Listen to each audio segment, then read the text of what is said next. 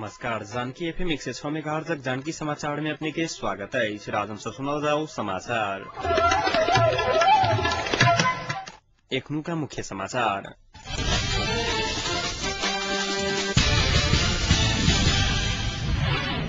नेपाली कांग्रेस की आम सभा जनकपुर में सम्पन्न। संहिता प्रति कांग्रेस प्रतिबद्ध रहल सभापति कोइराला के कहब। शांति या संविधान निर्माण महत्वपूर्ण काज छोड़कर तीनों पैघ दलक शीर्ष नेता सब अपन अपन पार्टी के काजक सिलसिला में राजधानी से बाहर। अध्यक्ष प्रचण्ड और उपाध्यक्ष भट्टराई दुनू गोटे अवसरवादी रहल व्यापक आरोप। नेपाल भ्रमण में रहल चीनिया टोली आ प्रधानमंत्री भट्टराई बीच भेंटवार्ता आ महाविपत्ति व्यवस्थापन विषय में छलफल शुरू। नेपाली कांग्रेसक सभापति सुशील कोइराला कहलनि जे संहिता प्रति नेपाली कांग्रेस प्रतिबद्ध छैक।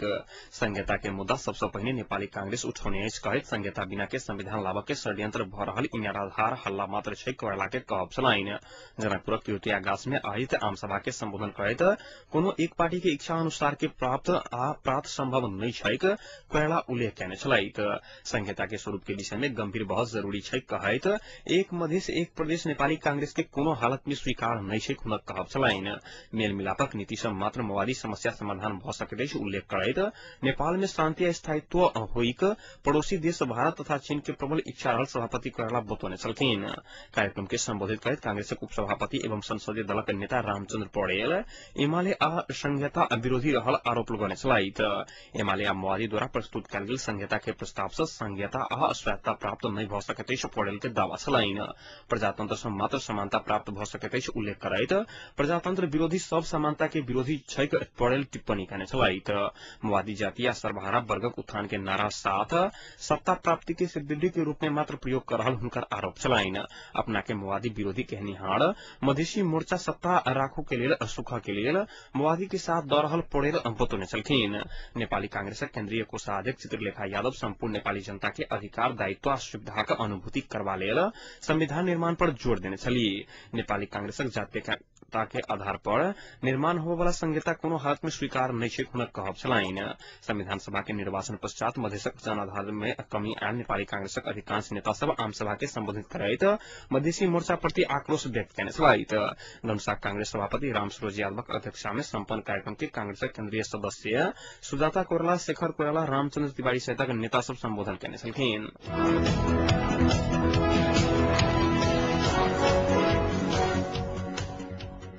शांति या संविधान निर्माणक महत्वपूर्ण काज छोड़कर तीनों दलक शीर्ष नेता सब अपन अपन पार्टी के काज के सिलसिला में राजधानी से बाहर व्यस्त देखल गेल अछि।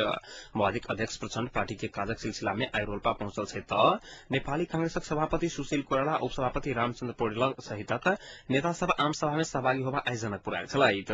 तहिना पार्टी के क्षेत्रीय स्तर में जनसभा में भाग लेबा लेल एमाले के अध्यक्ष झलनाथ खनाल, वरिष्ठ नेता माधव कुमार नेपाल, महासचिव ईश्वर पोखरेल, उपाध्यक्ष अद्वय वामदेव गौतम आ विद्या भण्डारी नेपाल में पहुंचल छलैथ। संविधान सभा समय समाप्त होबा के आब 55 दिन मात्र बाकी रहल अवस्था में सेहो दल सब बीच सहमति के लेल गंभीर विमर्श नहीं भ सकल अछि। चैत मसांत भीतर सेना समाधान के काज समाप्त करे के सहमति कयने दल सब बीच फेर विवाद बढ़ल अछि। भरना चयन समिति के नेतृत्व आ तालीम अवधि के विषय में एकमत नहीं भ सकला बाद काल्हि अबेर राति धरि चलल सेना समाधान विशेष समिति के बैसार बिना निष्कर्ष संपन्न भेल छल। शीर्ष स्तर में एकमत नहीं भ सकला से काज आगू नहीं बढ़ि सकैत अछि। जाहि कारणे संविधान निर्माणक विषय में विमर्श नहीं भ रहल संवैधानिक समिति के सभापति नीलाम्बर आचार्य जानकारी देने छलखिन। संवैधानिक सभा के समय समाप्त भरलाक बावजूद काज गति लेबा नहीं सकल कहैत युवा सभा सदस्य सब द्वारा दबावमूलक कार्यक्रम के और सशक्त बनाबे के निष्कर्ष में पहुंचल अछि।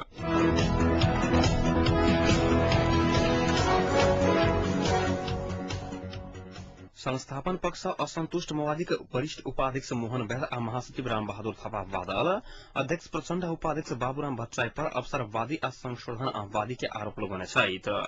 उपाध्यक्ष वैद्य आ महासचिव थापा एक संयुक्त विज्ञप्ति जारी क संस्थापन पक्षक नेता सब पार्टी विभाजन करे के षड्यंत्र में रहल आरोप लगौने छथि। विगत माघ में संपन्न केंद्रीय समितिक निर्णय अनुसार 2 लाइन संघर्ष के व्यवस्थापन नहीं क हुनका सबक विरोध संस्थापन पक्ष जबरदस्ती नीति अवलंबन क आगू बढ़ रहल विज्ञप्ति में उल्लेख कयल गेल अछि।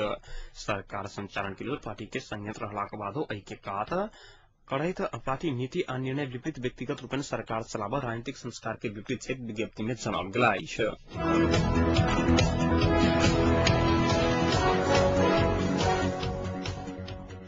प्रधानमन्त्री डाक्टर बाबुराम भट्टराई लैंगिक हिंसा के शून्य सहनशीलता नीतिलाई सरकार कानूनी कार्रवाई करते प्रतिबद्धता व्यक्त करने छलाइत संचारिका समूहद्वारा राजधानी में आयोजित एक कार्यक्रम के संबोधित करते व्यवहारिक कार्ययोजना तैयार लैंगिक हिंसा में संलग्न व्यक्ति के कार्रवाई करवा लेल सरकार निर्णय क चुकल प्रधानमन्त्री भट्टराई जानकारी देने छलखिन।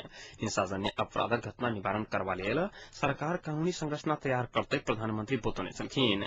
महिला हिंसा गर्भे से शुरू होते उल्लेख करते हिंसा अंत के लिए सामूहिक प्रयास करवा लेल भट्टराई आग्रह करने छलखिन।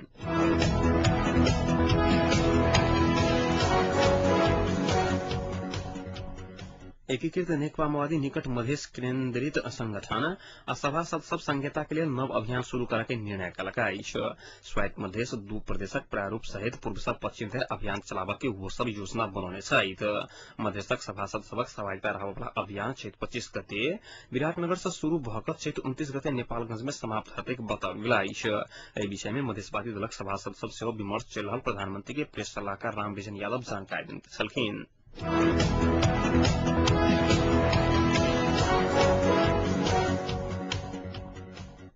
महाधिवेशनक मांग करत कांग्रेसक भारतीय संगठन नेपाल विद्यार्थी संघक नेता सब कांग्रेसक केन्द्रीय कार्यालय सानेपा में धरना देलक अछि। विद्यार्थी नेता सब भिनसर 11 बजे से 2 घंटा धरि धरना देलक अछि। पार्टी द्वारा मनोनयन क विस्तार कयल गेल नेवी संघ कार्य समिति जम्बो आ भद्दा रहल आ ऐसा संगठन नहीं चल सकैत अछि कहैत वो सब संघर्ष में उतरल अछि। सभापति कोइराला विगत 5 गते 1 से 2 सदस्यीय निधि संघ के कार्य समिति के घोषणा कयने रहैत। एहि केन्द्रीय समिति के देउबा पक्षी 28 गोटे सामूहिक राजीनामा द चुकल छथि।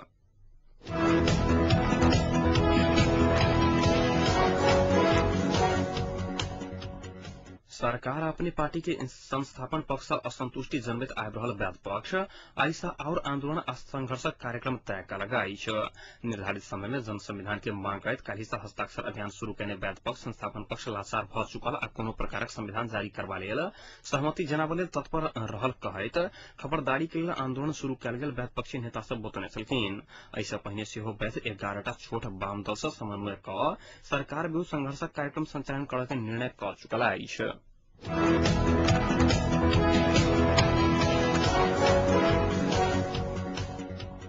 नेपाल भ्रमण में आयल चीनिया टोली उच्च राजनीतिक भेंटघाट जारी रखने आई है। भोर सभामुख सुभाष चंद्र नेमुआंग और प्रधानमंत्री डाक्टर बाबूराम भट्टराई संग भेंटवार्ता कैने चीनिया टोली सभामुख नेमुआंग संग के भेंट में चीनक नेशनल पीपुल्स कांग्रेस स्थायी समिति उपाध्यक्ष तथा अखिल चीन महिला महासंघ के अध्यक्ष चेन जिलक नेतृत्व में टोली के संविधान निर्माण प्रक्रिया जारी रहल आ समय में संविधान आबो में विश्वास रहा आग्रह समेत भेल बुझबा में आयल अछि।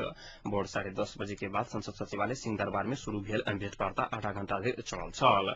कल नेपाल पहुंचल 16 सदस्यीय प्रतिनिधि मंडल प्रधानमंत्री भट्टराई संग कहने छलफल में समेत शांति प्रक्रिया संविधान निर्माण के विषय में छलफल केंद्रित रहल बताओल गेल अछि। टोली आइए राजनीतिक दलक नेता सब संग समेत भेंटघाट के कार्यक्रम रहल बताओल गेल अछि।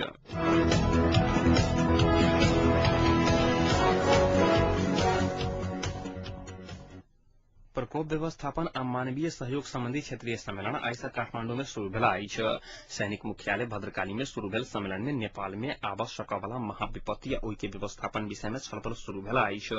सम्मेलन में भारत आ अमेरिकी सैनिक के संगे सशस्त्र प्रहरी बल सार्क सचिवालय रक्षा आ गृह मंत्रालय के प्रतिनिधि समेत सहभागिता रहल जनाओल गेल अछि। गोष्ठी से भारतीय सेना और संयुक्त राज्य अमेरिका के पैसिफिक कमांड के प्रकोप व्यवस्थापन के क्षेत्र में प्राप्त ज्ञान अनुभव आ सीप सटासाट कर सहयोग पहुंचत सैनिकक प्रवक्ता रविन्द्र छेत्री जानकारी देने छलखिन। पूर्वी नेपाल में आयल कोसी के बाढ़ नेपाल में ऐसा पहिने महाभूकंप जेहन भयानक अंतर्वी विपत्ति के घटना में समीक्षा क दोहरा का आवा वाला मानवीय सहायता आ उद्धारक विषय में छलफल हैत प्रवक्ता छेत्री बतौने छलाइत।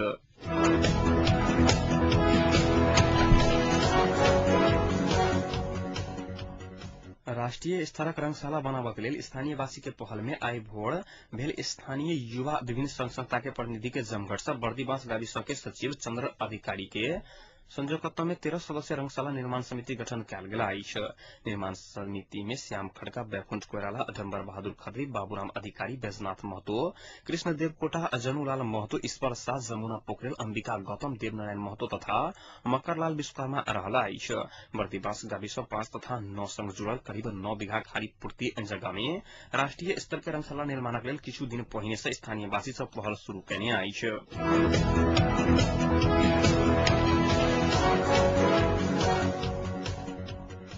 अब तापक्रम में जनकपुर तापक्रम 32 डिग्री सेल्सियस रहला।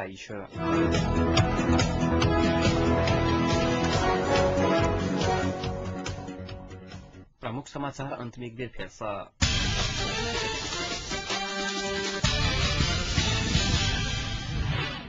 नेपाली कांग्रेस के आम सभा जनकपुर में सम्पन्न। संघीयता प्रति कांग्रेस प्रतिबद्ध रहल सभापति कोइराला के कहब। शान्ति संविधान निर्माणक महत्वपूर्ण काज छोड़कर तीनों पैघ दलक शीर्ष नेता सब अपन अपन पार्टी के कागज सिलसिला में राजधानी सब बाहर। अध्यक्ष प्रचण्ड आ उपाध्यक्ष भट्टराई दुनू गोटे अवसरवादी रहल व्यापक आरोप। नेपाल भ्रमण में रहल चीनिया टोली आ प्रधानमंत्री भट्टराई बीच वार्ता आ महाविपत्ति व्यवस्थापन में छलफल शुरू।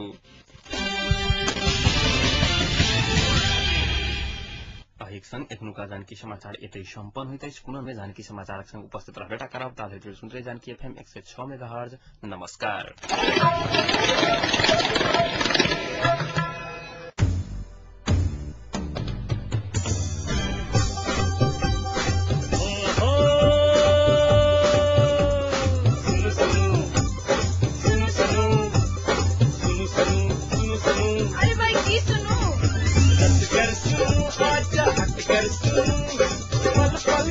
घर फैसल जानकी कहीं सबके मन माफी अपन बात ऐसा सुनो। जानकी कहीं सबके मन माफी अपन बात ऐसा सुनो। सुनो सुनो। Janaki FM 106 megahertz.